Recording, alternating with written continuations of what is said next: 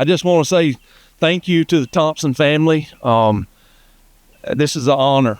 A man that spent a lifetime basically working for the city of LaGrange, a career. And so I just want to say thank you to y'all. Wish I could have thanked him. But, here we are now. We're honoring him and honoring someone that give his entire adult life to the city of LaGrange. And I'm sure that some of the family probably wants to say a few words. And I want to, we don't really have a script today, so we're just kind of going to go off. I just wanted to welcome everyone here and thank you for coming out, have you some donuts. I do have one story that, the funny story. When we were talking about this, it's always, the council's concerns are always, how many people lives on the street? How many mailboxes got to be changed? How many this and that? And I said, well, there's a ton of residents over there. I said, but there's nobody with a mailbox, and that's a great thing. I hope I don't have a mailbox when I'm out of here. So anyway, I thought that was funny. Just wanted to kind of say it and light. But Mr. Mark, do you want to come up and say a few words? And okay. Right.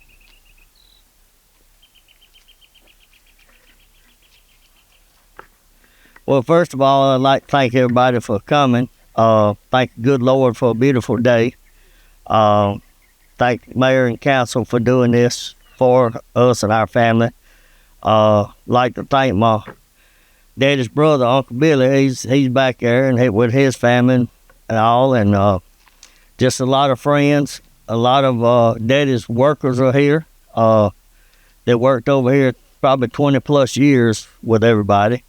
I'd like to thank my Shriner friends for coming out and showing up, and all the city employees that's retired now. Thank y'all for coming, and cousins and families and friends and Stogners, and just been friends for a long time. And especially want to thank my friend Mr. Tripp Foster. He put all this together for me when I asked him to help me do this, and I really appreciate this. And Daddy would have been beside himself. He would have called everybody in 6 states saying, they're going to name a road after me. But he'd be real pleased. He's up here in the mausoleum. I'm sure he's looking down on everybody, he and Mom. And but I just want to tell everybody, thank y'all for coming out. This is a great honor. And we'll turn it back over to Mayor or anybody else wants to say anything. But I appreciate everybody being here. This really speaks volumes for the Thompson family for many years, and the Stogners, we've been friends forever. So, all right, well, thank you. Anybody want to say anything? Yeah, come on. Stay right here. All right. We're going to roast Mark. I'm just kidding.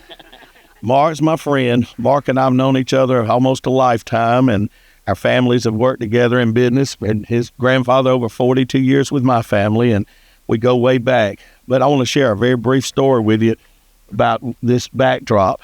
For years, my grandmother, who's in the cemetery resting, as children, she would take my sister and I every summer to this cemetery. And she always felt it was important for us to know where all our family was in this cemetery where they were buried. It meant a lot to her. And she would take us to Dairy Queen, which is over the hill. I've been there too many times, but she would take us there and then take us to the cemetery. And for years, there was an office that sat on the cemetery that actually I think was right around in here, that Mr. Thompson, that was his office, where he had his office and a lot of his workers that kept this place so beautifully manicured for years. And all other city cemeteries, I think there were maybe 7 or upwards of 8. But anyway, bottom line is this. My grandmother would carry us here, and she came over here to Ellis Island on a boat from Italy. She was a full-blooded Italian woman. And 2 years here in LaGrange, her baby brother that was born here died, and he was buried in the old cemetery right over here to my right. And we didn't know where his grave was.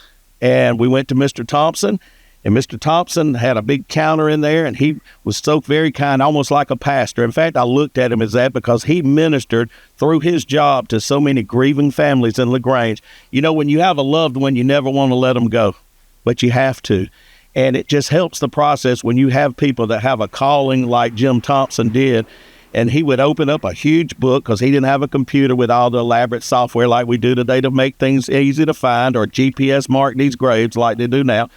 And he would open this big book and he would find the latitude and longitude and the plots. And he put on what I used to call when I was young an old man's hat. Now I've got one, but anyway, he put that old hat on. He said, come with me. He didn't try to explain to you 28 moves to get to it. He'd take you to it. And oftentimes, even if we got in the car, he would walk to it and take us right to the precise spot. And that meant a lot to our family. And I know we're not alone. He's done that for thousands of people over his almost 35-year career with the city of LaGrange. He's worked with a lot of the funeral homes.